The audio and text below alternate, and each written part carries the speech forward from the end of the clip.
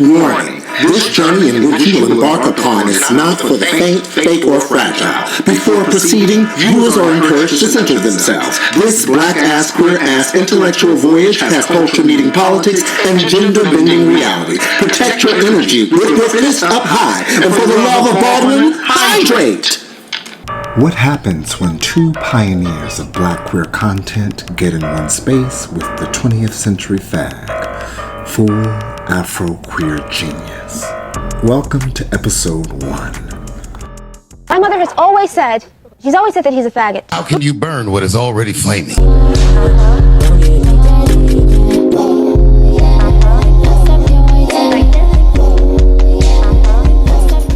Put sugar in your coffee, you're supposed to add a little touch to it. Anything that you hear that's not true, okay? Thank you.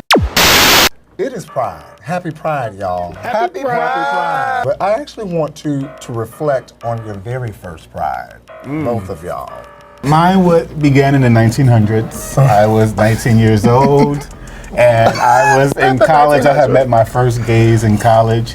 And this is in New York? This is in Jersey. New Jersey, And they said, listen, we're going to go to DC Pride. Okay. So we drove to DC. It was like nothing I had ever seen in my entire life. I was very isolated as a kid. I did not have gay friends. I did not have the experience to walk in and be like comfortable. It was overwhelming. It was like the black, what was the Million Men March? Yeah. Oh, wait, so you went to, so your first pride was a black pride? Yes. Oh, okay. It was insane. Mine was too. It was, oh, really? Mine was in Atlanta. I mean, I was young, I was 10, I was skinny, I was tiny. All the little men was like, everybody was gripping and grabbing. And it was a hell of a good time. You from left and right. Right. Yeah, they were trying. Yeah. Child, I ain't get gripped and grabbed to the last night, so I'm jealous. But what was yours? So my first pride was actually in 2023. Okay.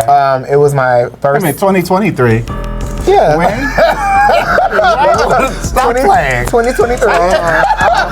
The young gays, you know. The young gays. Right. Yes, 2023. You know this is the season episode. This is the season Pride episode, right? Oh, well, in 2003, I went to a pride, you know. But I was a tiny tot. But no, 2003 was my first pride. And I actually went to mainstream pride, I guess I'm going to call it. And I didn't know what pride was. Because coming from Arkansas, I had no idea what pride was, but I knew everyone was excited about it. Yeah. And I knew I was supposed to have cute outfits. So I never forget, we went to H&M. Shouts out to H&M, because they didn't have H&M in Arkansas. So when I would charge that on the emergency credit card, my mama didn't know. She thought H&M was a bookstore. Cool stuff. Until she actually came to visit, and she said, "Wait, I know this is what I want." But no, my first Pride was in June, and it was incredible. I remember meeting this fine boy on my last night, and we got a hotel room right by my dorm. Okay. We did. And he was disappointed because I didn't put out, because that's when I had a 3-month rule. I was very Joan back then. You thought y'all were going to cuddle? We did, and he was upset. But, he paid for it. But, that was my first Pride. But I also went to Black Pride that summer. Remember Pride in the City?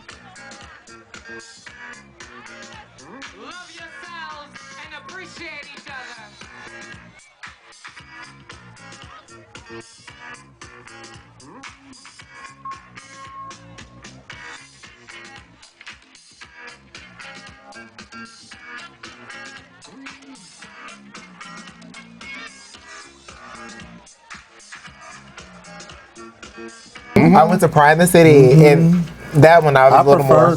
I did too. At that one, I went to my first ball because we used to meet guys on the chat line. Oh yeah, me too. Back in the day. And I remember meeting a guy once that was going to a ball, and I was thinking like Cinderella ball, and I'm like, why is he going to a ball? And so I remember hearing about the ball here, and that's actually when I first saw Noah's Ark, and I dressed up to go to the ball because I thought it was a prom. A prom. I dressed as if I was going to a gala. Oh my God. That was my first Pride experience. Did you walk? No, I went to watch, but then I learned. I was like, oh, it's not a ball. It's a ball. I just found out through social media that yesterday was my 25th year of graduating high school. Congratulations!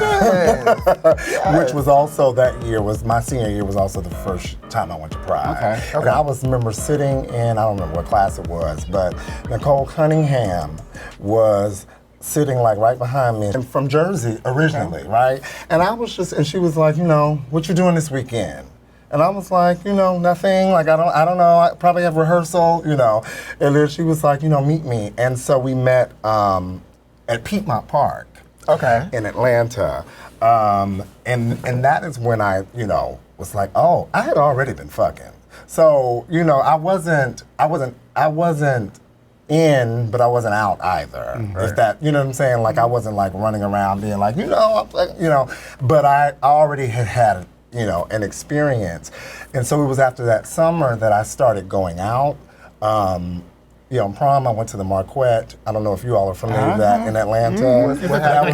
That's the hoodest experience. That sounds like a hotel. Marquette. It could be. It could.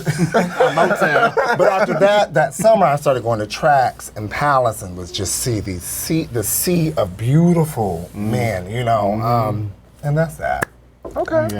How do you think Pride has progressed, changed? What has it lost? What has it gained? Well, I think when you're first coming into it and you're young and you're looking for places to meet men, because a lot of times, all we have are apps or like websites, you finally get a chance to be in a space and share that space with other men and like hopefully find someone, connect with somebody, date somebody, have sex with somebody. I think for me, early on, it was about meeting other men. I think as I got older and I like aged out of wanting to party and be out in the scene all the time, that it was really about being proud of who I actually was as a man, right? And going, okay, well, Pride is different for me now. It's not the same as what it used to be, because now I didn't need to go out anymore. Right. I didn't have to find Pride. Right. I had it. So now I have it. So now it just means something different now. Yeah. Well, it's definitely become profitable. Right. Definitely businesses have found a way to make money off of Pride. Right.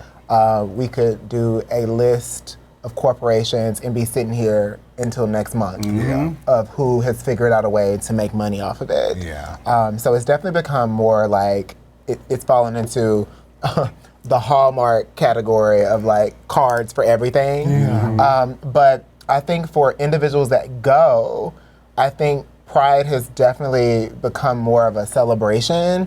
Whereas I do feel like in the beginning it was more about hooking up, meeting people, and hanging out. Well, I do think now it's more of a celebration piece. I remember back in the day, like when it came to like activations, activities, cultural things during the daytime, all you're gonna see is lesbians. Now you'll see a couple gays, Oh, like at the classes and workshops and the things workshops like or that. the screenings. Like you'll see a couple gays now that aren't, no shade, over 50. Like you'll see like younger people actually, engaging and being a part of those things, which I appreciate and I like, although I do think Gen Z is just on a whole nother level as far as like how they are with just in general. But yeah, I think it's definitely become more of a celebration, and corporations have definitely found a way to bank off of it. Yeah, of course. Issam, you said something about aging out of like going out and being in the club and being on the scene. I was one of those young gays that was just like, I don't want to be like that man over there who was probably like in his 30s or 40s. Right. Did he seem like he was 50? No, but then, you do. But then you I think, wasn't that kid, but I knew he was older. And I just was like, I don't want to be older in the club. You know what I'm saying? And I will have to say that many of my queer male friends, that really is, they still all they do. Well, to that, most of us don't look how those look then. Right. Like I will say that, when I too was in your shoes, like in my 20s, looking at like, child, I'm not gonna be like that in the club. I also don't look like that. I still look like I'm in my at least early 30s.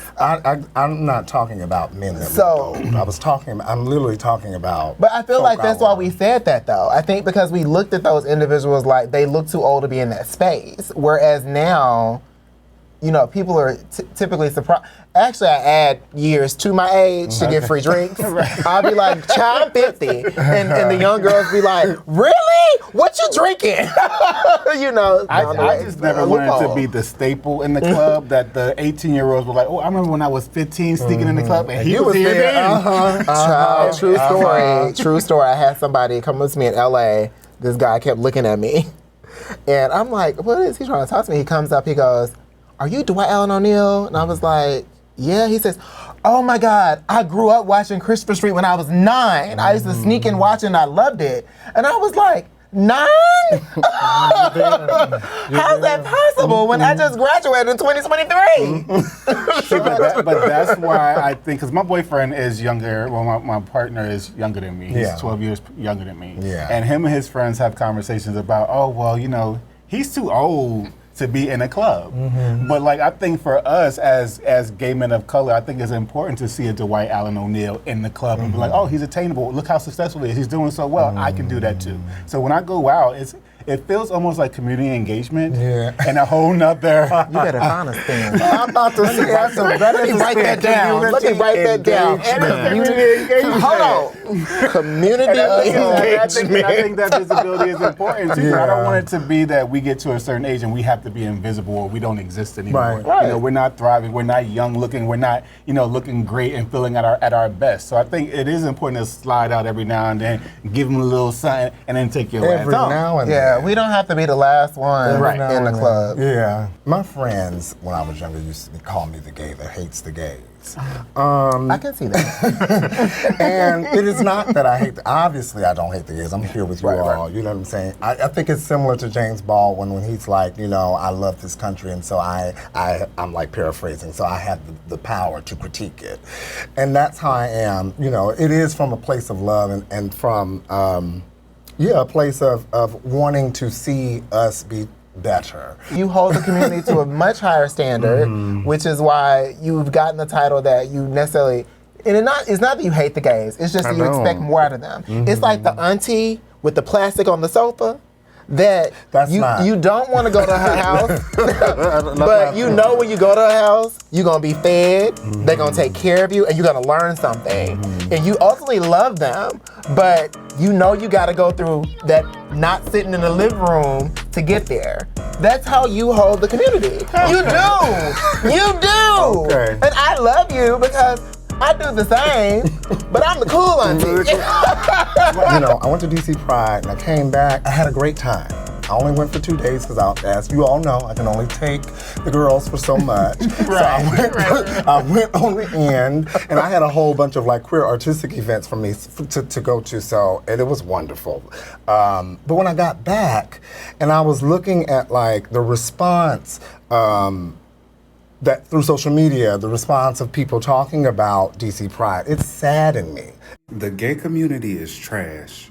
I just saw a video of a guy talking about how he went to DC Pride and he felt like there was nobody really there for him. And he also felt like he was kind of husband material and couldn't understand why nobody there saw him that way.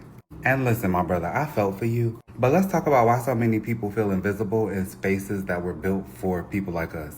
Because the gay community, especially the black gay community, has turned liberation into like a members only club, right? If you are not masculine, not fit, not light-skinned, not dressed and draped in designer and jewelry, baby, you might as well be a ghost with good credit. It literally triggered me and saddened me, particularly like the people who were like proud that there were no fights, you know, that there was no violence. And I just was like, so that suggests that you're used to going to these spaces and it being violent. I mean, it's usually like that though.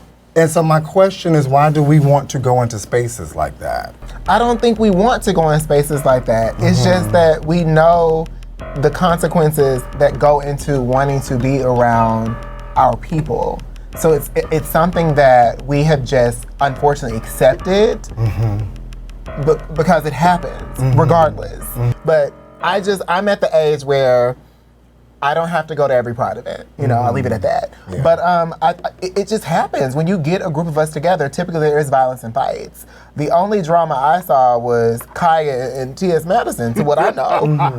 I feel like we should be proud in that moment that we didn't act a fool, especially with the temperature of what this country is in right now. I celebrate that our people were able to go there, and I didn't see any crazy fights on my timeline. But you brought up the Kaya and T.S. Madison altercation. But I want to first address Kaya at Pride misgendering saying things that are transphobic and homophobic. And I wasn't there, but I asked, I was like, well, did they start booing? And they said no. There was some kind of commotion. There were people who were like, I guess, pro TS. Yeah. And were like making a. Was it a surprise that she was at the event though? No. If you pro TS, why you at that event? Like, why would you even go? They want to see the car crash That up doesn't close. necessarily mean that they are against Kaya. The question ends So up why are being- y'all even booking her? The question ends up, that's what I was about Like, to say. Why are the you issue booking is her? the promoters in that sense. And don't get me wrong, I understand, like, because as someone that's hosted events, and I'll never forget the first big event I hosted, we had like Kelly Rowland, D Woods, Rasby was there, and I got so many emails from older people in the community at that time that were like, where are the gay talent? And I'm like, at that point, Rasby. It's like, wow. he was there. he's actually not gay. But at that point, to be honest, we didn't go out for our people. Yeah. And I'm so proud of the artists we have now because I do feel like back in our beginning stages of paving the way, we accepted a lot of mediocrity. Yeah, we did. Yeah. Myself included, you know, like because of our situations or not having the means to make things happen. Now a lot of people have other resources. We have AI, so many other things. But I will say that now I do feel like there is a certain level of caliber of talent that we can book for these things. Absolutely. But back then, it wasn't. Saucy Santana would have been amazing to host their event. And I'm sure Saucy would not have created the ruckus that Kaya did. Yeah, and that was my focus of the question. Like, they bring who you want to bring to Pride, because I don't go to those performances anyway. Right. But I want to really just talk about, I don't. You at the art exhibit. Yeah, I'm at the art exhibit. I'm at the brunch. I was at this juncture. And that is the purpose of this show, to show a different side of queerness, because I think people think that the gays are just kicking their fingers, they running and skipping, going to Pride, fucking, and that's it.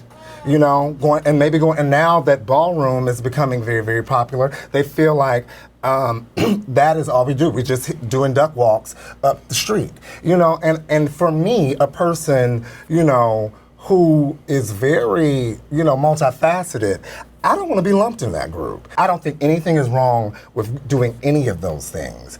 However, I just want to show a different side. What are you doing to change that narrative outside of this? Like, would you be open to creating your own events during Pride? Because there's other people that feel the way that you feel. I don't wish to go to Pride. Okay. I don't. Yeah, I'm good. Yeah. But to answer your question, I am really trying to focus on writing, and I just hope that folk will read more.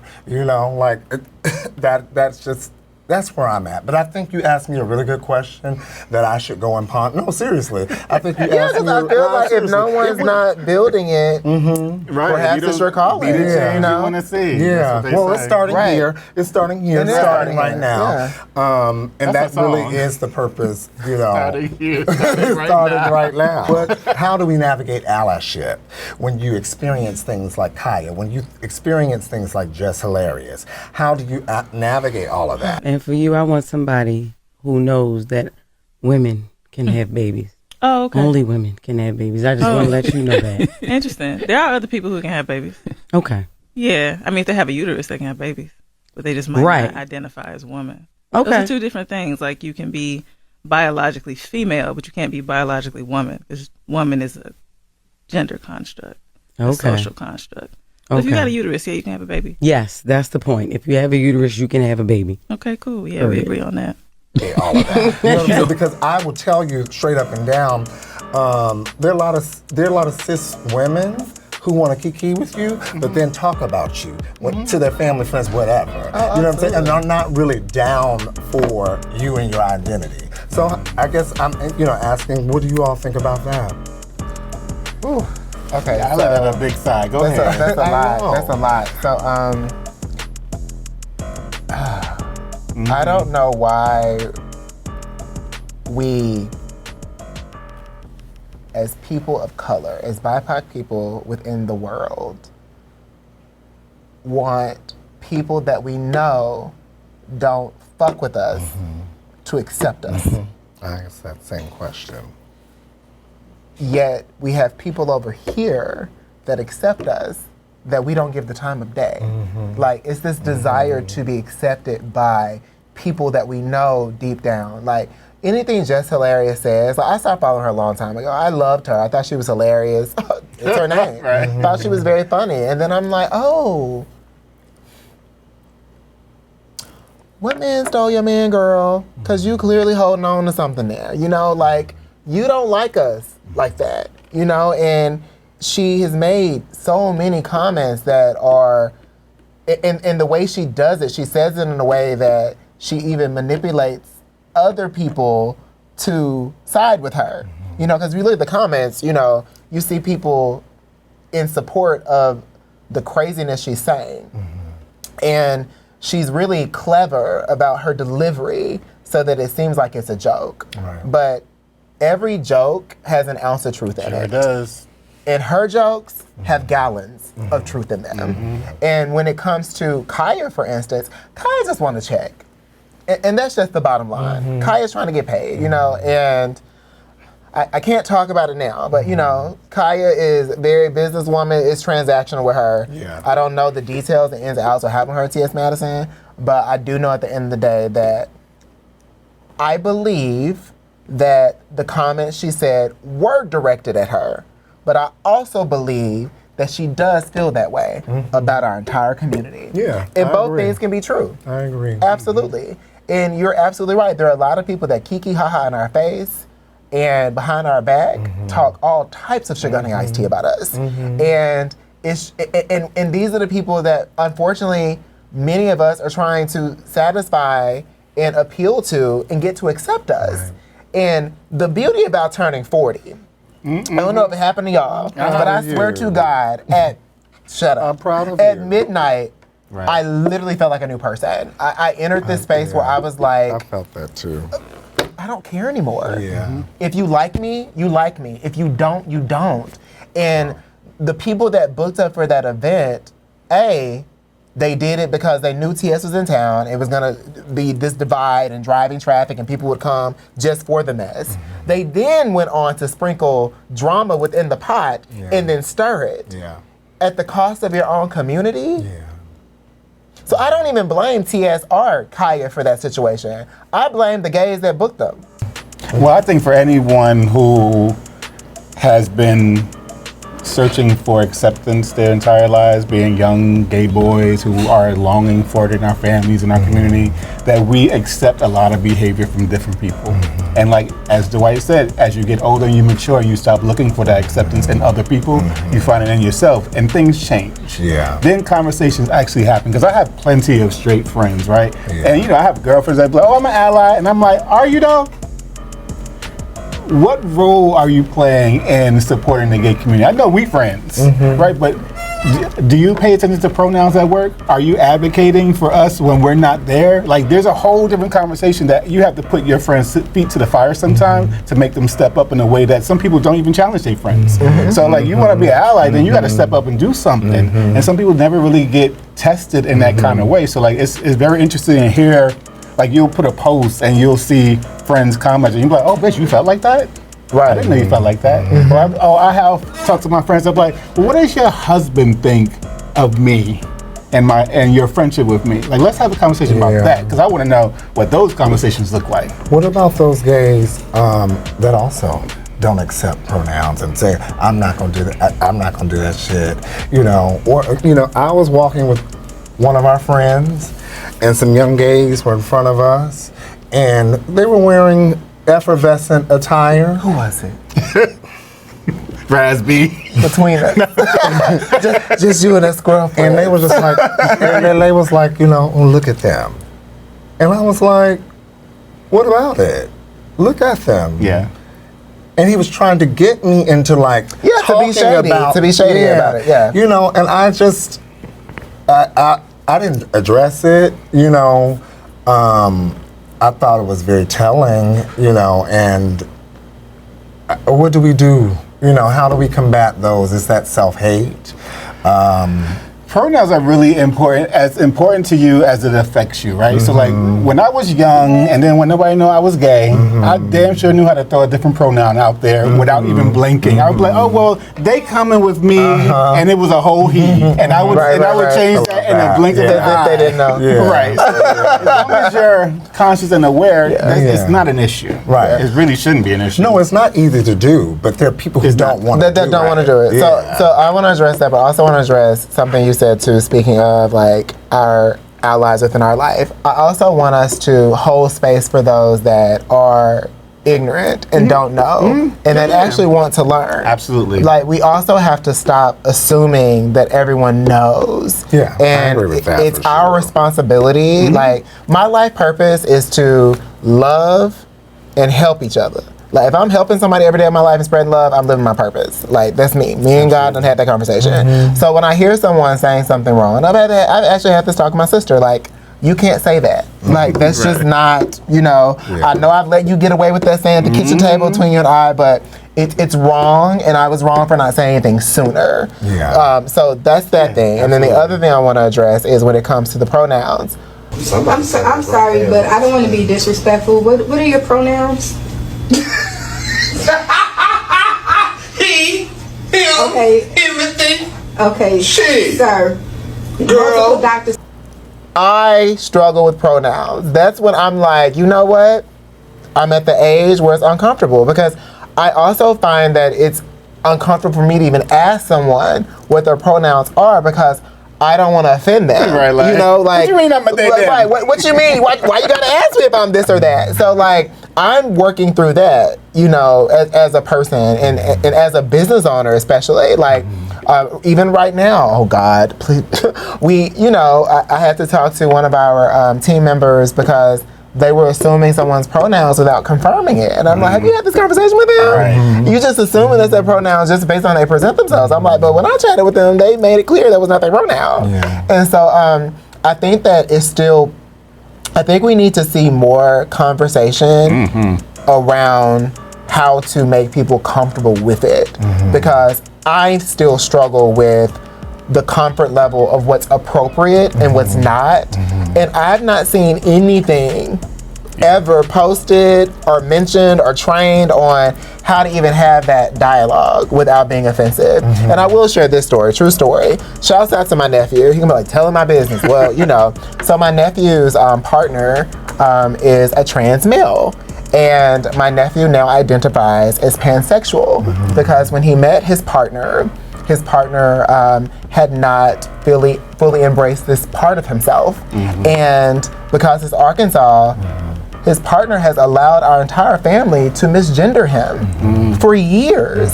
And when my nephew had the conversation about them bringing in a third, because he identifies as pansexual, but still have needs that he wants with a female. So now they have a polyamorous relationship. And over the holidays, he was making this announcement to the family, and he wasn't gonna tell my mom, and I was like, you need to tell mama.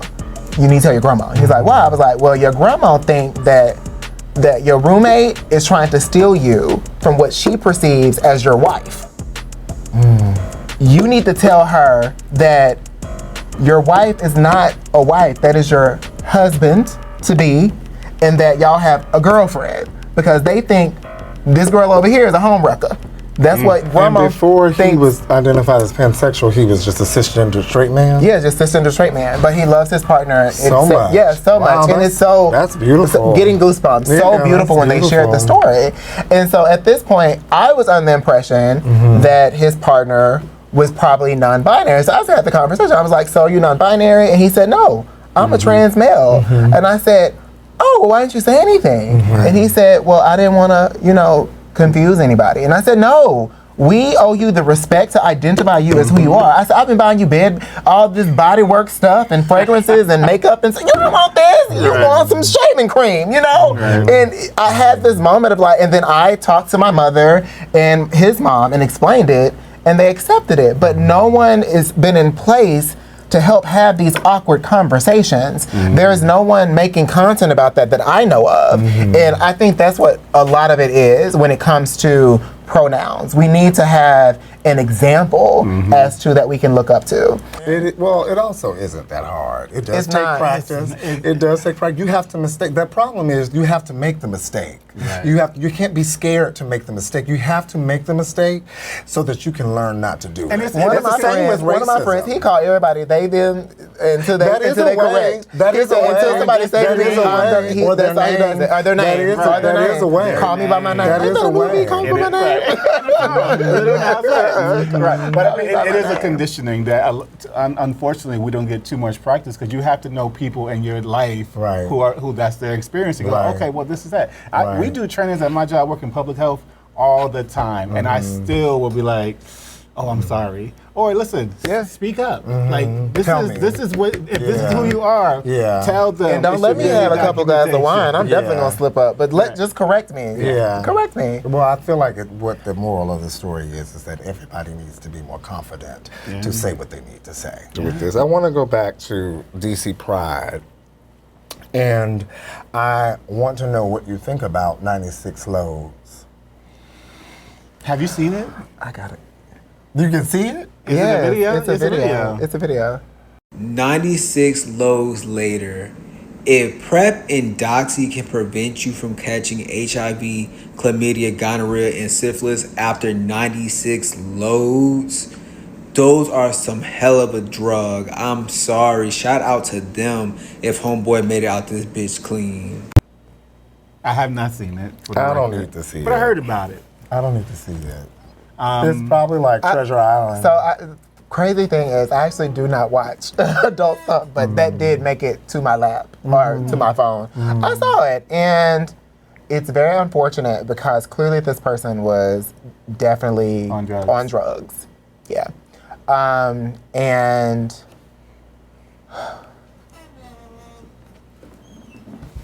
what is the trend? We listen, we don't judge. Whew, so I'm trying to not judge, but that's a lot. And there's clearly, in my opinion, that person's dealing with something. Something bigger is happening in life to even like allow that to take place. This is nothing new. They're doing what the white gays do. You know, have we always been doing it? I think so. I think that we need to start having honest conversations about the challenges in the community. Drugs is one of them. That is. Hypersex is one of them. Being hypersex is one of them. Intra-homophobia and transphobia is one of them. I think it's so crazy that one of the exhibitions in DC at the Phillips Collection which is one of the cultural events I went to see, was about Essex Hemphill, who was a poet and activist who died of AIDS. You know, and I was like, this, and it was a powerful exhibit. And I said, this is so beautiful, and it is sad that the 1 and 2s, most of them didn't come. I was counting T-cells on the shores of cyberspace and feeling some despair when along came a handsome single man bearing a fresh bouquet for me. As I try to love myself for the first time in my life, he comes and challenges me to claim a higher ground than I imagined. As I try to love myself for the first time, he comes along encouraging me to consider loving him too. If I had known sooner the true power of love to heal and affirm, I would have left the bathhouses, bushes, and bookstores immediately. I would have sooner done battle with my life-threatening addictions. I would have pursued a healthy way of living with more diligence than I gave to pursuing and busting a nut. Had I known sooner how simply beautiful love is, my self-destruction might have ended earlier. For the record, I am still an invisible man, and ironically, I am also visible. The visibility I possess is shaped by racism, prejudice, and self-destructive behavior. But there's so many other aspects of my identity that are identities that are not often as politicized or even given the same respect. One of the identities I presently wage battle accept, reject is being a person with AIDS. I decided to somehow, in my poet's sensibility, to go at different aspects of this. I knew I was going to be up here with some heavy hitters. So I don't have the multi-syllabic things to say. I just have what's in my heart presently. It's sad, you know, and of course he died in the 90s. It's 30 years later, you know, and we don't talk about it. Well, why do you think it's fear? Fear. And also, I think that y'all have said this many times, we just accept. We just accept behaviors, we just accept.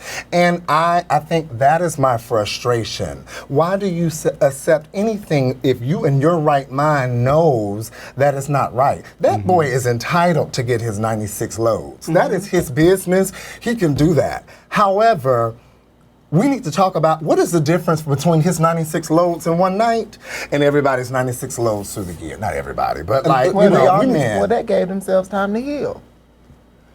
I mean, it's very silver lining, bitch. I really cannot stand the silver lining. Sometimes your booty get raw. It is layered. It is layered. And I think the fact that we're in a very sex-positive time of our without education or direction. Well, we have more education with it. I think it was a sex positive time back in the day too. But there's no education, no cameras. At least now I do think there are things in place. There is doxy, PrEP. There are things in place. Relying on those things. I was not so much distracted by the 96 load as I was the drug use and the emotional distress or whatever that person might be experiencing. I don't mind 96 loads either. Get your 96. He doesn't have the support around him for that. Because you know, you do what you want to do sexually. But I always go, anything in excess is something to be questioned and something that you should look into. And if you don't have people around you that are also doing that same work, then no one's going to pull you to the side and say, bitch, what are you doing? Why are you doing that? Not what are you doing, but why are you doing that? Why do you need 96 loads? Was the goal to get more drugs? I don't know. I don't know if he's on drugs. Allegedly, that's what they're saying. Allegedly, they said that. Likely. But people using Doxy and PrEP, but they was afraid to take the vaccine for COVID. I know. People take it like it is a multivitamin at this point. It's just, it's stomachs the are thing. filled with pills right now, or shots. Yeah. And then everybody gonna be dialysis later because the kidney's failing, but that's a whole other story as well. Wow. Right.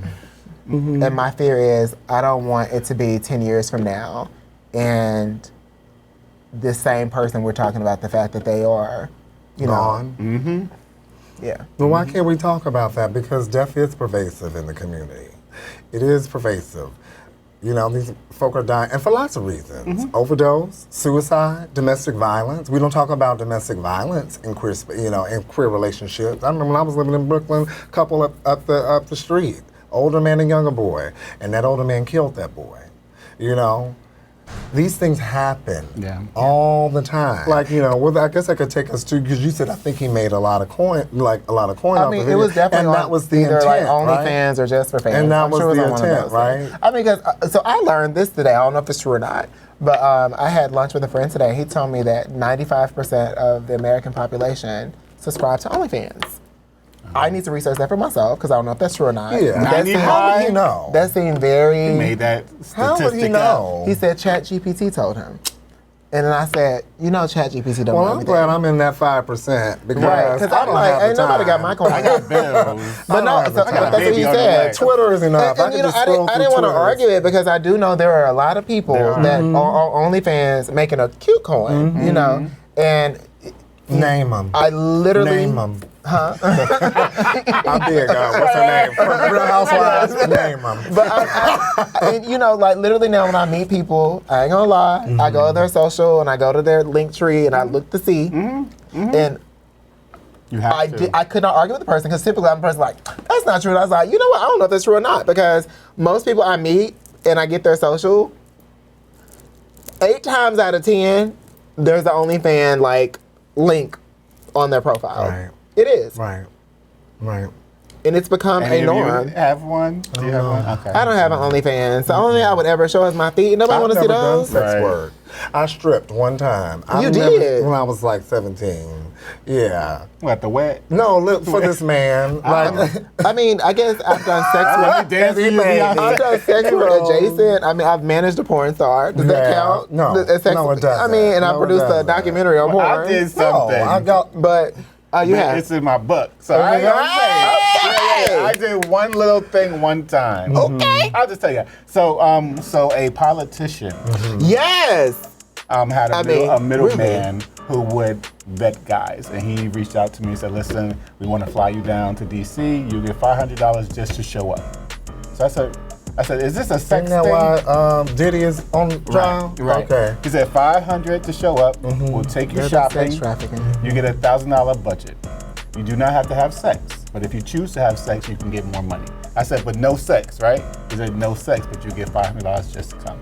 I said, let me think about it. I thought about it for 2 months. A friend of mine was going to DC, so I said, you know what? I'm gonna go.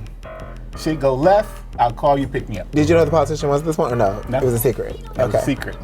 So What year was it? This was 2005. Okay. He was a black politician, salt and peppery. He had like a Caribbean accent. So you met up with Those him. are the details. Okay. Went there, but when I got to my room, there was another person there. They had flew somebody else in from North Carolina, so now it's 2 of us. And the middleman. And the middleman said, I'm gonna take you guys up to his suite. You'll be introduced. We go up there, and the man is like behind closed doors, right? So we're sitting there, we're drinking champagne, and the man comes out like, he's in the room. So now I'm looking at him like, I'm thinking to myself, like, if I wanted to get some more money, could I do this? How much more money were we talking? No, it means like doing it like as a career. It would have been more than a G just to add. So it would have been the 15 already that I would be getting plus the additional. So I'm like, could I do that? I don't know. I'm like, so. Was he cute? He was a nice looking older man. Like maybe like 70. Oh, okay. Like 70. Like tall, nice looking. Yeah, so nothing happened. Yes. The other guy went first. He wanted one-on-one time with that guy, and the guy tried to have sex with Just him. like The Bachelor. And he sent him back. He said, you gotta get your shit and go now. So then I'm like, what? Because he didn't want to have sex with him? Yeah. So I was like, does that mean I have to leave? He was like, no, he said he's over the whole weekend. He'll give you your money, you can just leave in the morning. So I said, oh, perfect. Worked out, got my money, and I had to do nothing. All right, that senator is dead because they probably gonna come find him after you've told the story. So, wow. It's so interesting that I mentioned Diddy, you mentioned Diddy, because I think that lots of people are doing this. Lots of people on all kinds of levels. Diddy just pissed somebody off that's up there, like way up the ladder. Lots of people are doing this. Lots of gays are doing this. But I am challenged, though, as a person that's been in New York City now 20 years. It don't look the same.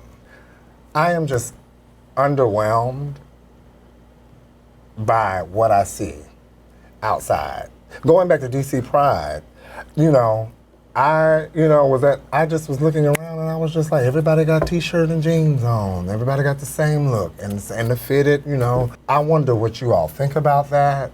I think it's very interesting to have this conversation. And the Dandy, Met Gala just happened. The Dandy exhibit is up. What are your thoughts? Well, if you're going to take 96 loads, you need to be comfortable. Right. So you're suggesting everybody's taking 96 loads. Stop playing. Stop playing. I agree with you on New York. I'm one of those people, too, where, like, I don't know what happened, but you just absorb that. It's the fashion capital, so just something happens. I think you just end up taking on style. Like even now living in LA, same thing. People don't try, don't put looks together. Yeah. But I can go to the grocery store and I think I'm throwing something on. Someone's like, oh, I love your outfit. And I'm like, girl, okay.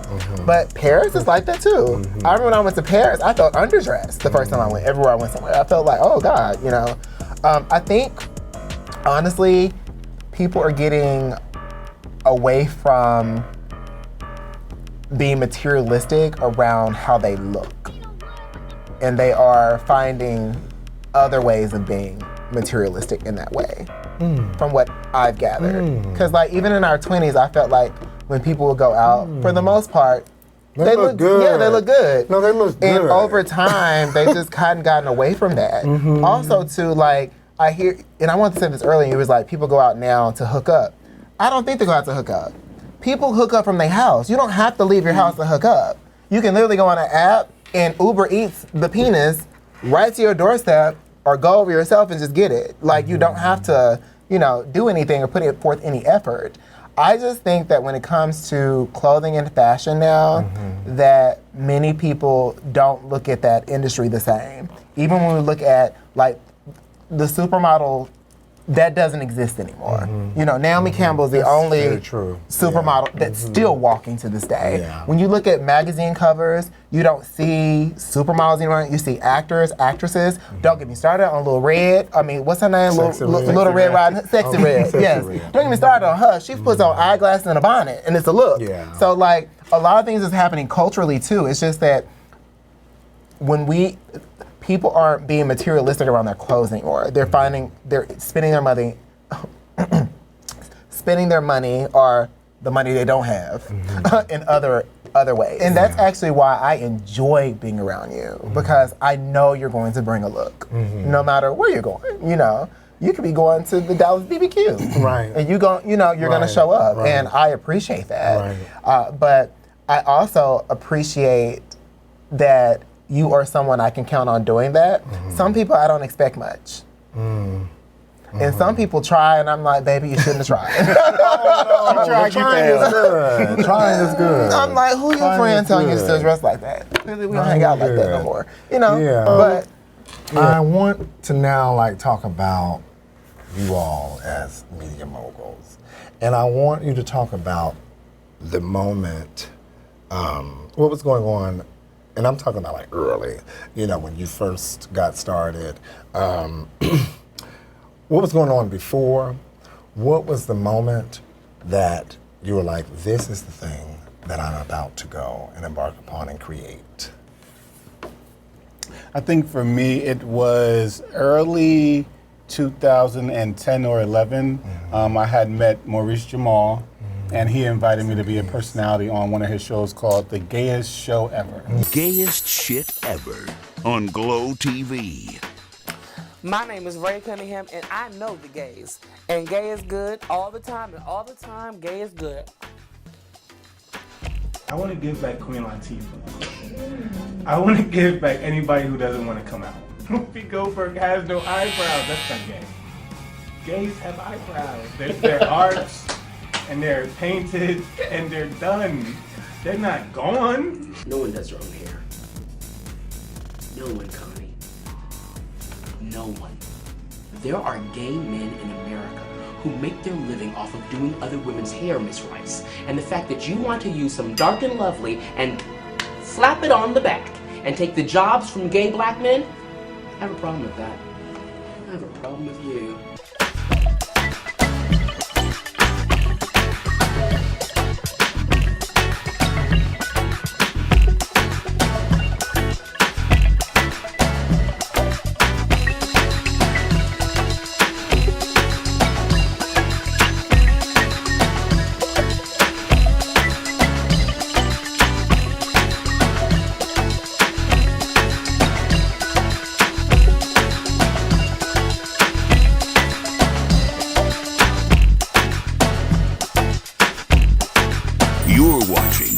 Gayest Shit Ever on Glow TV. Yes! Oh my God, Glow TV. Glow TV. Ready, set, glow.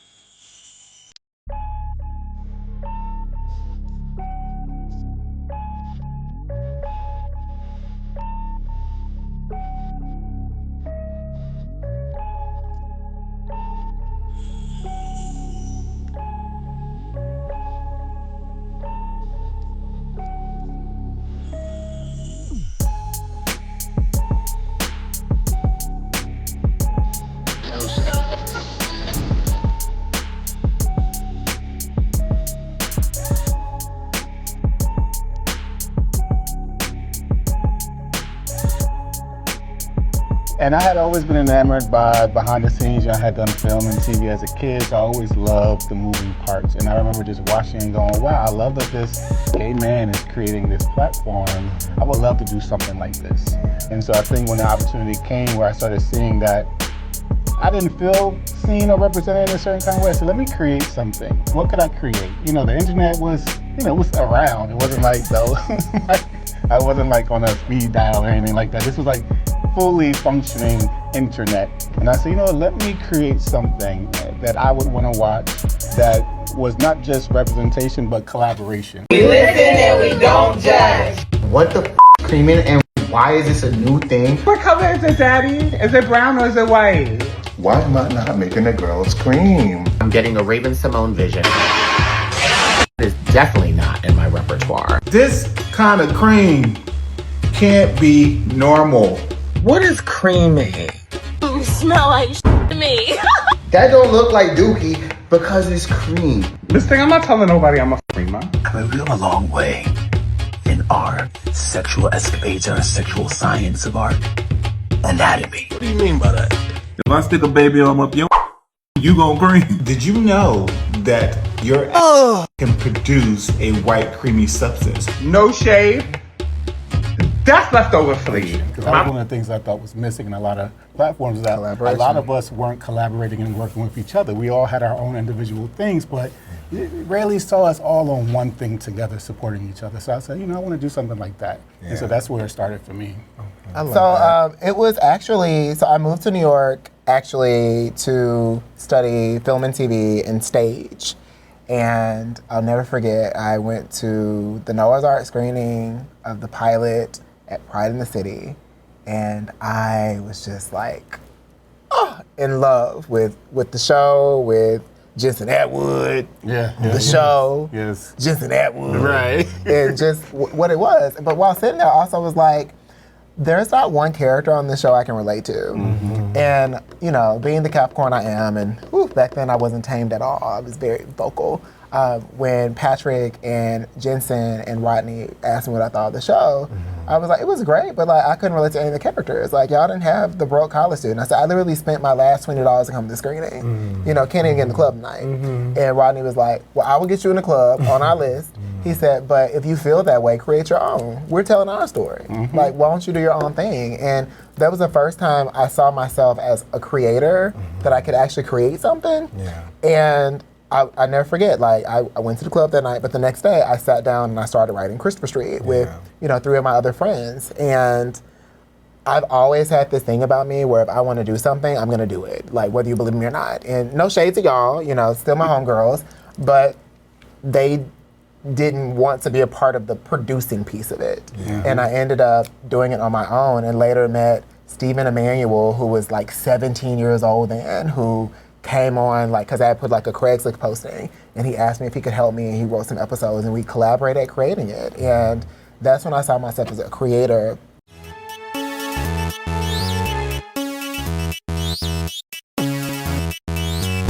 Boys all on the floor, shaking that ass when they walk in the door. Big ones, little ones, thick and thin, running back through the middle and around that line. That man right there is juicy. That man right there is juicy. If you feel the same way, sing it with me. That man right there is juicy. Don't worry, everybody on the floor. DJ, can we get a little more? See that man that walked in the door, he's fine. I turn to your friend, let me hear you go. And then once Nathan Seven Scott became my gay father, he was basically, you're Michael, I am Joe, and I'm gonna put you out there in front of the camera. And I'm like, but this is YouTube. No one's gonna do YouTube. And YouTube's become this huge phenomenon. And, he forced me to do Dating Dwight because I had a crush on DeMarco Majors. I was like, I wanna go on a date with him. He's like, let's make it happen. And, end up making him the second episode of that. I took Brian out first as a test run, but that was why that came about. So Dating Dwight has been really actually very successful so far. Did you expect that? Honestly, no. I did not expect it. Dating Dwight is an idea that I got in the shower. I guess since we're doing pillow talk. Actually, a certain guest I had a serious crush on him. And I wanted to do an interview with him. And I also wanted to go on a date with him. So I was like, how can I go on a date with this person and it not, be so obvious that I want to go on a date with them? So one day I was in the shower, getting myself together, and I had this idea that I should do the interview on a date. And before I decided to do the episode with him, I did some trial runs with other people to see the flow of it, and it became very successful. And I went on a date with that person on the show, and now I have a successful show that actually is going to be, it's on the Glow Network. So definitely check out glowtvnetwork.com and subscribe today. Okay. Yeah, Glow TV, and I'll put the link up for them too. So, the website. So who was the date? So I know it wasn't the first show, and it wasn't. Was it maybe the second or third? I'm just trying to figure out if it's the same one that the one that I'm obsessed with. Well, let's just say this: I went on the date with the person, and his management gooped me. If you don't know what goop means, it's like a diss. And they threw in a third person, so it wasn't a one-on-one date. I had a three-way. I remember that. Kind of like this. So, yeah, it wasn't a date at all, actually. But I didn't get the man. But I got a very successful show. See, all right. I'll eat to that. So I just saw myself as far as just creating stories and just having fun. Yeah. And I really just had fun in the beginning. Yeah. The business part didn't come till later. Mm-hmm. And then fast forward to now, full circle moment, Goosebumps. The biggest project I've worked on as a producer has been Noah's Ark, the reboot.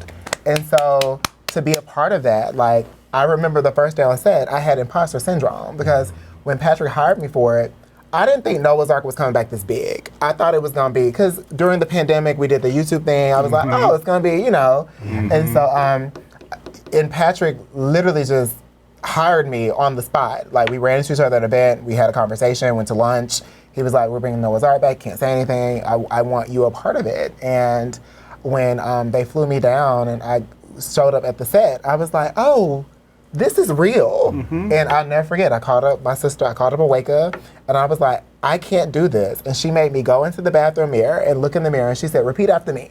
You was kind. I'm that bitch. I've been doing this shit since Christopher Street. Yeah. I've done all this to prepare me to where I am. And I gave 1,000% and turned it that he ended up hiring me on to work on his team. And so it's just, for me, it's so full circle because I got into production because of Noah's Ark. And the first big thing producing on my resume is that, which is awesome.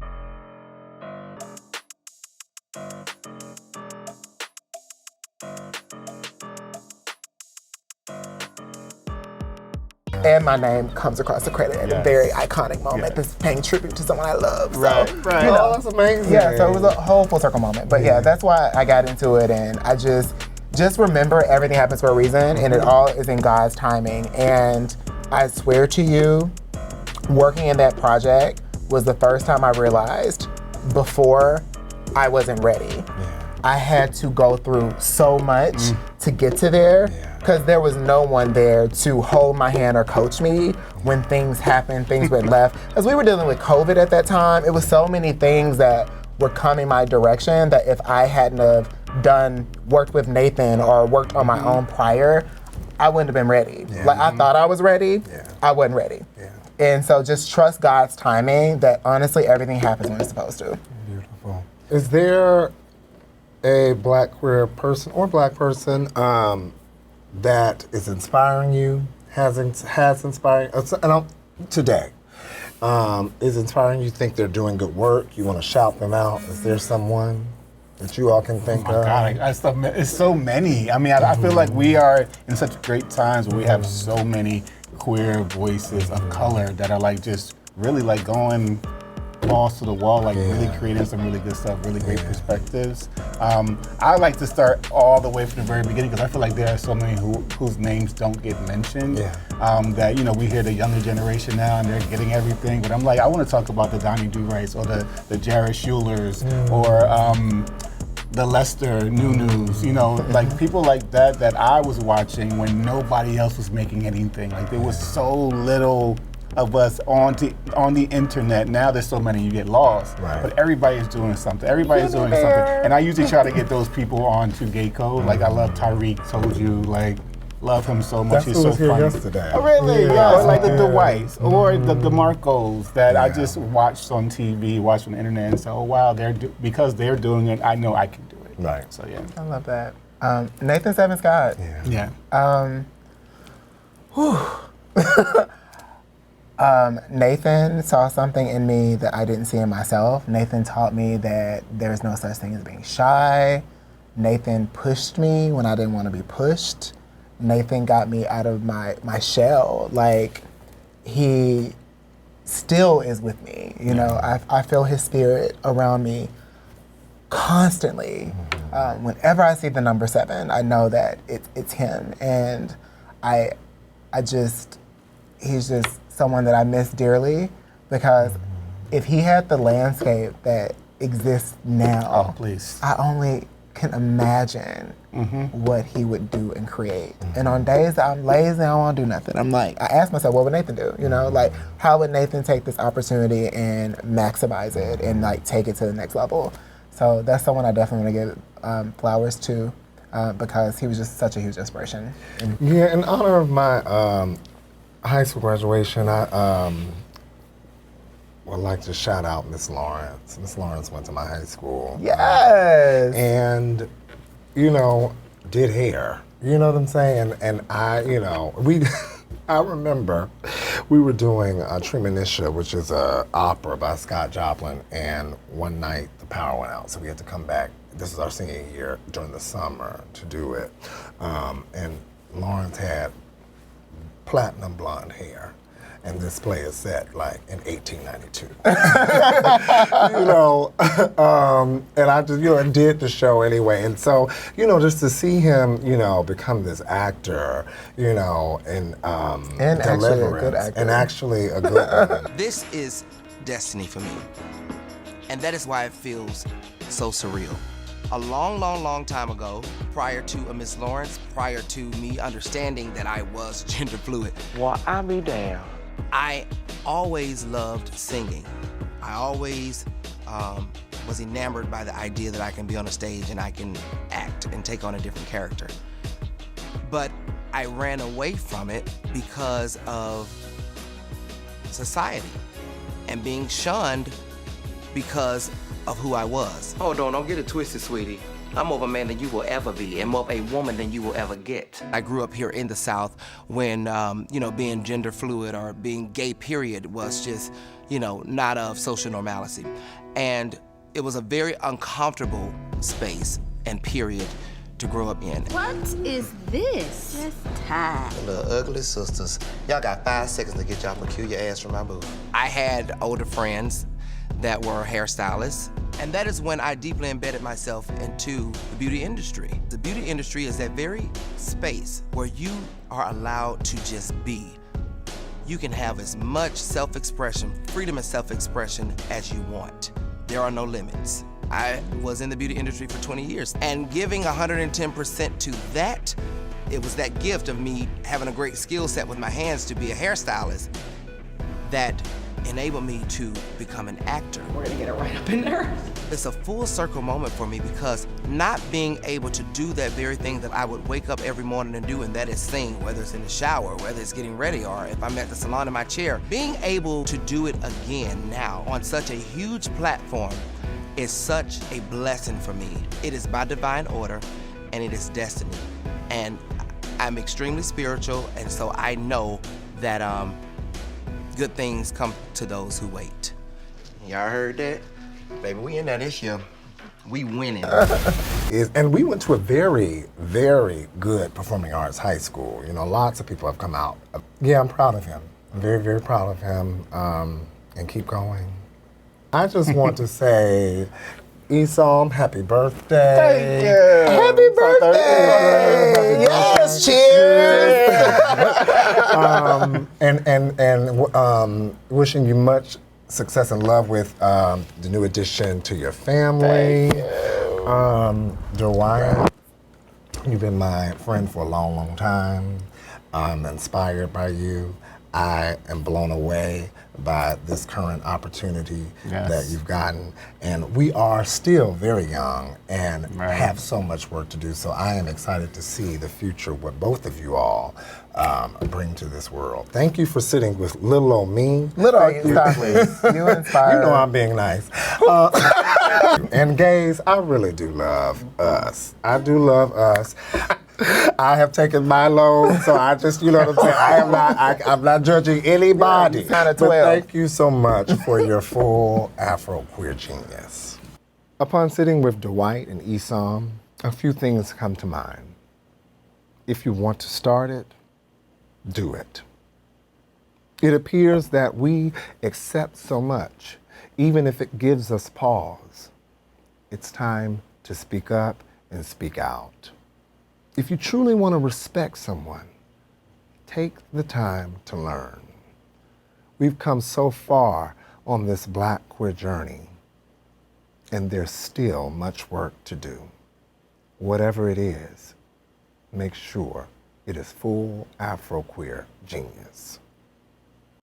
This is a full Afro-Queer Genius movement, y'all, so please like, subscribe, and share. On the next episode of 20th Century Fag, Full Afro-Queer Genius. Let us talk about Diddy. Diddy's on trial. I did not even realize that it had been over a year that we've been having this conversation. So I've been discussing the Diddy stuff since the initial lawsuit came out in November of 2023. I remember first it was the lawsuit with all the allegations. That's when we learned about what a freak-off was. And then I think it was around January that we saw the video. And the video put a lot of things into perspective. Because, you know, when allegations like this come out, you know, here they come. Oh, they tearing down a black man. Oh, no, where's the proof? Where's the proof? Oh, yeah, I got the proof. And then a lot of people changed their tune. A lot of people didn't. But that video was horrifying.